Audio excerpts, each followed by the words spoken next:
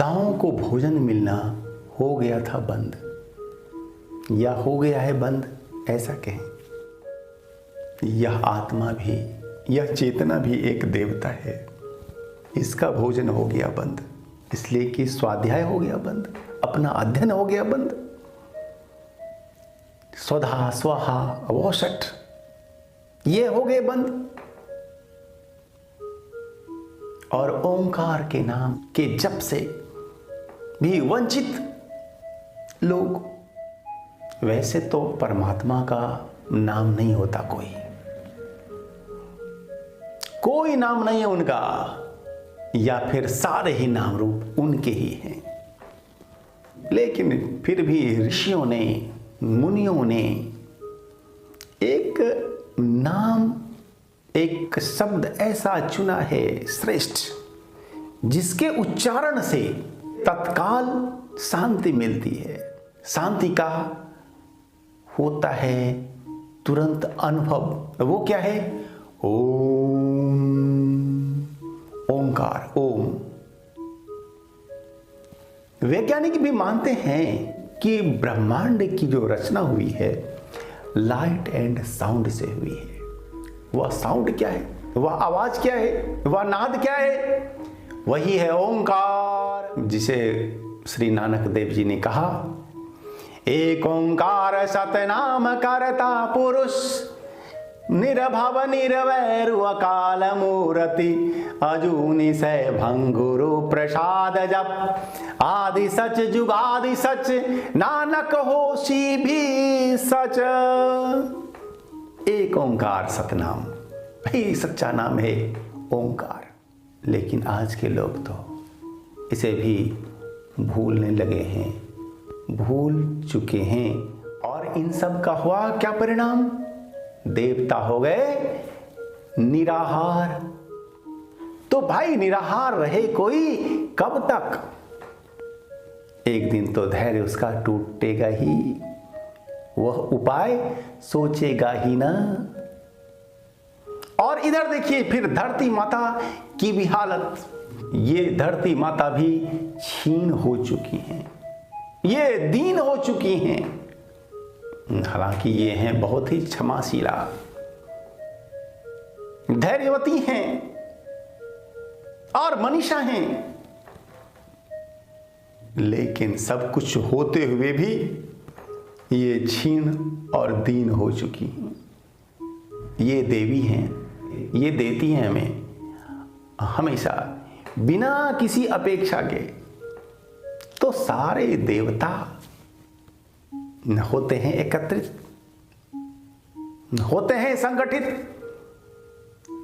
जिनमें धरती माता भी शामिल हैं। और सबने विचार किया कि हमें क्या चाहिए करना, उपाय क्या है।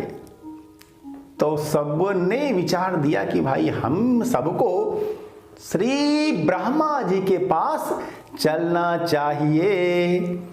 वे ही जो उपाय बतावें, वे उपाय ही हम लोग करेंगे, क्योंकि सबके रचनाकार तो हैं ब्रह्मा जी ही ना। हम देवी देवताओं और संपूर्ण ब्रह्मांड सारे जीवों की सृष्टि तो ब्रह्मा जी ने ही की है। इसलिए हम सबको सबसे पहले अपनी आर्त पुकार लेकर उनके ही पास चलना चाहिए। बोलिए श्री अवतार का बोध हो, बोध हो, बोध हो, जय हो, जय हो, जय हो। धरती माता आगे आगे और सारे देवता पीछे पीछे चल पड़े ब्रह्मलोक। वे जब वहां गए, देखते हैं कि यज्ञ के धुएं से पूरा ब्रह्मलोक व्याप्त है। श्रेष्ठ ज्ञानी मुनि चिंतक मनीषीगण श्री ब्रह्मा जी की सेवा में रत हैं। अब भावार्थ क्या है? आप ये बात ठीक से जान लें, पहले समझ लें कि देवी देवता धरती ये कोई देहधारी नहीं है, और ना ही ब्रह्मा जी ही कोई देहधारी हैं। जहां जाएंगे, मिलेंगे, जुलेंगे, बातें होंगी, मानवीय शरीर जैसा नहीं है किसी का भी। वे सभी हैं तात्विक देवता, गुणवाचक देवता हैं सभी। ये जो ग्रंथ है ये तो सरस ढंग से लिखा जाता है, लिखा गया है। रहस्यों को, आध्यात्मिक बातों को, तथ्यों को, सूत्रों को सरस सरल रूप में समझाने का एक सुप्रयास है पुराण। ये जो अभी हैं 19 पुराण, ये केवल आध्यात्मिक रहस्यों को समझाने के लिए गढ़ी गई हैं। ये आप ठीक तरह से पहले बैठा लें माइंड में, तो फिर आगे की कथा समझने में आसान हो जाएगा। इसलिए कि मैं वैज्ञानिक अध्यात्मवाद का ऋषि हूं, ठीक है, और मैं जो भी बातें बोलूंगा बिल्कुल तार्किक बातें। और हो सकता है कि मैं पुराण के कुछ बातों से सहमत न भी हूं, ऐसा भी संभव है, ऐसा भी संभव है, यह संभव है ही। तो अभी वर्तमान समय में, आधुनिक समय में जो बातें आपके लिए, समाज के लिए, देश के लिए, विश्व के लिए श्रेष्ठ हैं, उपयोगी हैं, मैं उन्हीं तथ्यों को आपके सामने रखूंगा। तो यज्ञ का धुआं क्या होता है? आप यज्ञ समझते हैं क्या होता है यज्ञ? यज्ञ माने क्या है?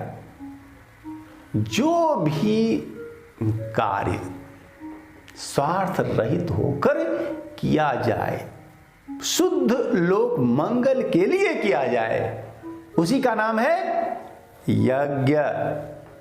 हमारी भारतीय संस्कृति में यह कहा जाता है कि यज्ञ हमारा है पिता, जनक। सारे जीवों का जनक कौन है? यज्ञ। यज्ञ पिता है। तो इसका भावार्थ क्या हुआ कि यज्ञ के ही द्वारा हमारा आपका जन्म हुआ है। क्यों भाई, हुआ है यज्ञ से जन्म? हुआ है। अगर धरती, चांद, सूर्य, हवा, पानी, जल, ये देवगण यज्ञ ना करें तो फिर हमारा जन्म लेना संभव नहीं, हमारा पालन पोषण भी संभव नहीं। क्यों संभव होगा? नहीं ना। तो ये पंच महाभूत, ये सारे आपके आसपास के जो है तत्व, सारे पेड़ पौधे, धरती, चांद, सूर्य, ये सभी यज्ञमय जीवन जीते हैं। हमेशा यज्ञ ही यज्ञ ये है करते रहते, और इनके ही यज्ञ के कारण, यज्ञ के ही द्वारा जीवों का जन्म हुआ है। इसीलिए यज्ञ हमारा है पिता, और इसीलिए हमारा भी जीवन यज्ञमय होना चाहिए। आपने समझ लिया यज्ञ को? तो यज्ञ का धुआं जो है ब्रह्मलोक में चारों ओर है फैला हुआ। भावार्थ क्या कि वातावरण जो है, जो वातावरण है वहां, वो है लोक मंगल का, वो है परमार्थ का, परसेवा का, स्वार्थ का नहीं, भोग का नहीं, लिप्सा का नहीं। और श्रेष्ठ मुनि चिंतक द्वारा वे सेवित हैं। हाँ, होंगे ही श्रेष्ठ मुनि। ये सारे श्रेष्ठ मुनि हैं, ये सारे पंच महाभूत, पंच देवता आपके आसपास, ये सभी श्रेष्ठ मुनि ही हैं, चिंतक ही हैं, जो कि हमेशा लोक मंगल के ही चिंतन में लगे रहते हैं। तो सारे देवगण धरती माता के साथ ब्रह्मा जी के सामने जाते हैं, दंडवत उन्हें करते हैं, माथा टेकते हैं, आशीर्वाद लेते हैं, और श्री ब्रह्मा जी ने उन्हें बैठने का संकेत किया। वे सभी बैठते हैं, सबके चेहरे पर उदासी है, एक शोक सा है, एक चिंता सी है। लोग पितामह ने सब कुछ जान लिया, भाप लिया, ताड़ लिया। क्या आप असाध्य रोग, प्रेत बाधा या किसी संकट में बराबर फंसे रहते हैं? क्या आप वैज्ञानिक अध्यात्मवाद पर आधारित संगीतमय कथा प्रवचन, यज्ञ या कोई बड़ा कर्मकांड अनुष्ठान कराना चाहते हैं? तो हमारे परम पूज्य गुरुदेव कल की सखा महर्षि स्वामी धर्मदास उदासीन जी का संरक्षण व सहयोग ले।